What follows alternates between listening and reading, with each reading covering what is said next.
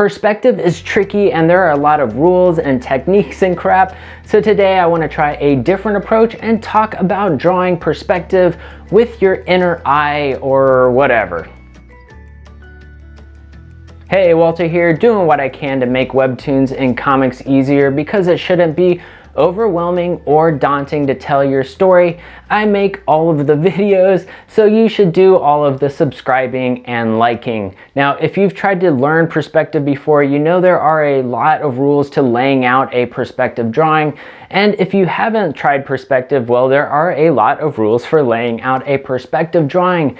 So today's video isn't going to cover all of that stuff. Now, I'm not saying I don't think you should learn all those things. I've learned them, I think they're useful, and I'll include a link below for my 2 favorite perspective books. Both cover the basics, how to get started topics and how to apply them to actual drawings, which is great, but they also cover some of the more complex, crazier things that you can do with perspective.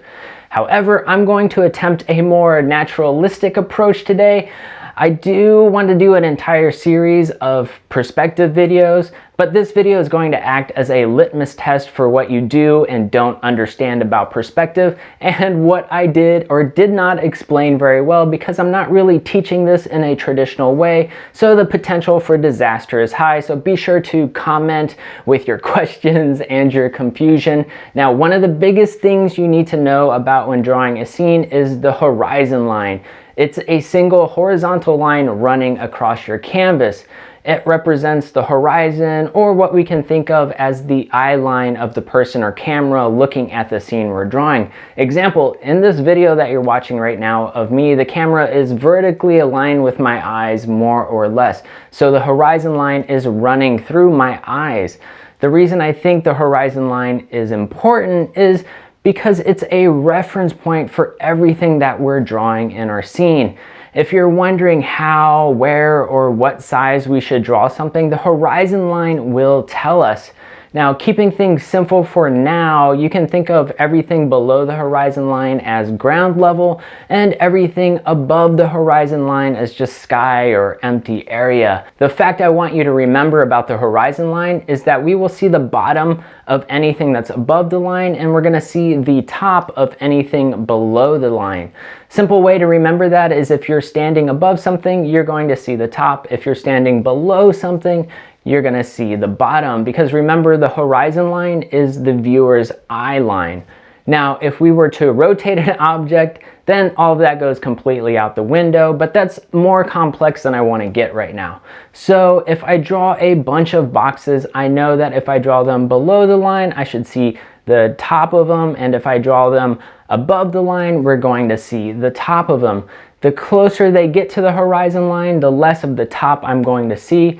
In actuality, I'm seeing the same amount of top the entire time, but it's just scaling down in size, and I'm going to talk about that in a minute. But staying with this, when the box gets lined up exactly with the horizon line, I can no longer see any of the top. So let's take a look at this video again. The horizon line is at my eyes, right? Notice how the bookshelves behind me, you can see the underside of the ones above the line, and you can see the tops of the shelves for the ones below the line. You can also see the top of the desks. If the camera was pulled back more, you would see the underside of the ceiling and the top side of the floor. Also, if you were to turn me into a simple shape, you would see the top side of my torso, and my box head would be split in the middle, and if it was transparent, you'd see the top side of my chin and the bottom side of my skull. Now, the reason why this is helpful, it's because anything you want to draw is a box. Cars, planes, people, cows, my head are all boxes, or I should say they will fit in a box. Now, the next thing we want to know is scale. Objects or boxes will observationally scale down in size as they move backwards in our fake dimensional world. This should make sense. As objects move away, they appear to shrink. If you've studied perspective a little, you should know about vanishing points. Vanishing points are tools that help us determine how objects scale. The top and bottom lines of our boxes appear to point or recede to that vanishing point. And if we push the box backwards, further away from us, it would scale down this much. What may not be immediately apparent is that the box needs to scale on all of its sides. For the front of the box, we can still use the vanishing point to help, because there is another line on the other side of the box that we just can't see that also runs to the vanishing point. So it also creates a line that we can use to determine scale. Now the tricky one are the sides of the box. This one is what trips up most perspective drawings. People don't correctly scale the objects on these sides, and it will make a drawing look wonky or flat. So how do we determine how much the side should scale? There is a method for figuring this out geometrically, mathematically, or whatever, and I've covered it in another video, but it's sort of complex, so I'm not going to cover it again. It's not something most people want to do for everything they draw. So what can we do instead? Well, we have to go with our guts. We have to use the force and kind of just take a guess. Our minds are inherently knowing when things look wrong.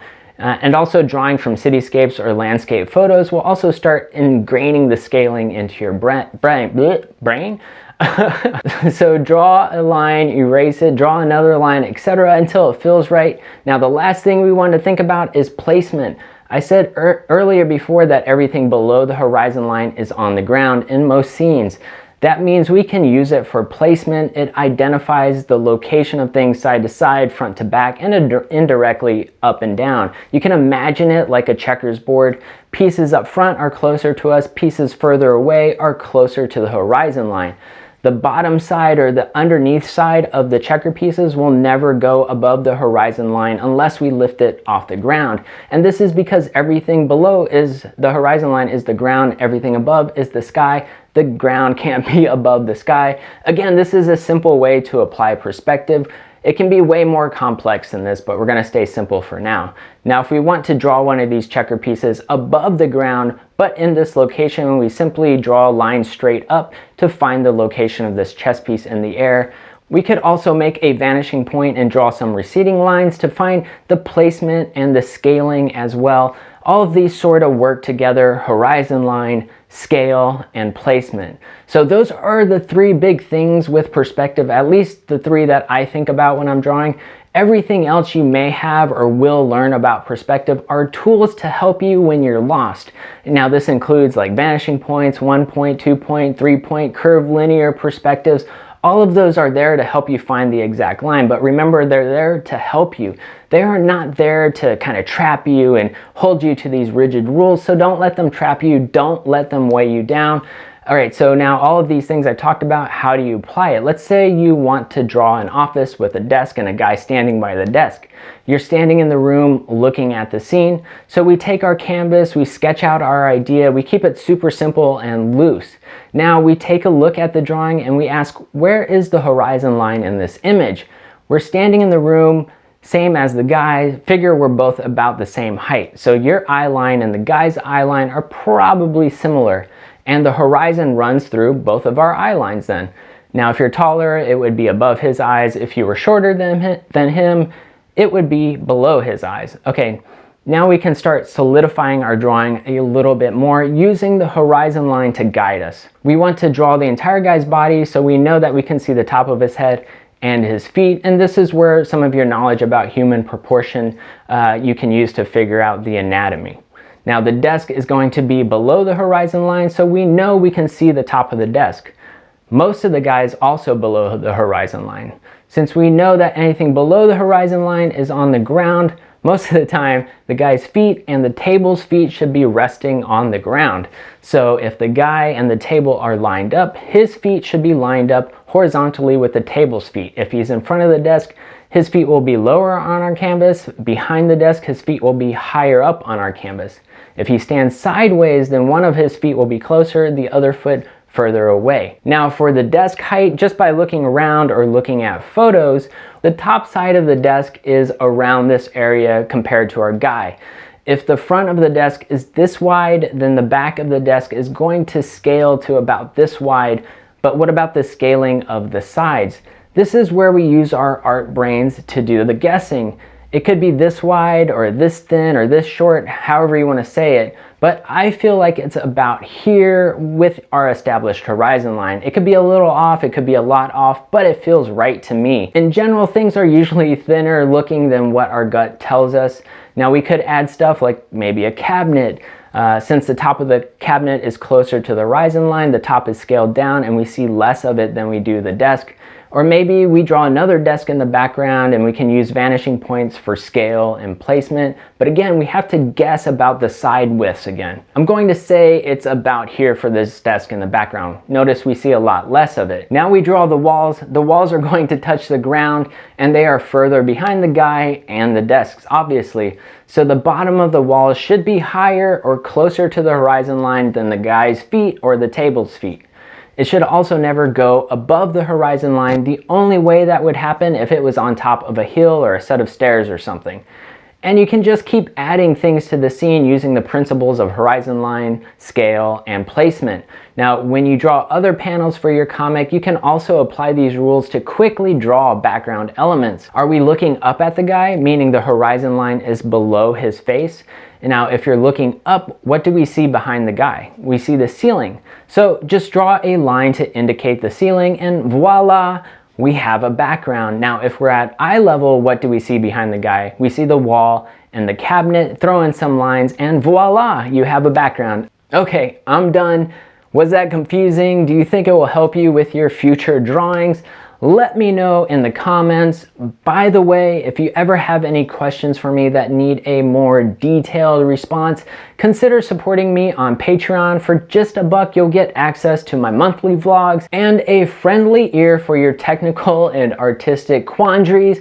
You can always ask me on YouTube and other social medias as well, but I have been getting a lot of questions lately and it's hard to keep up with all of them. I will continue to do my best to answer all of them because yes, I do want to keep making comics easier, and if you want to keep making comics easier, be sure to like, link, love, hug, and hit that sub button. Share this video everywhere. Peace.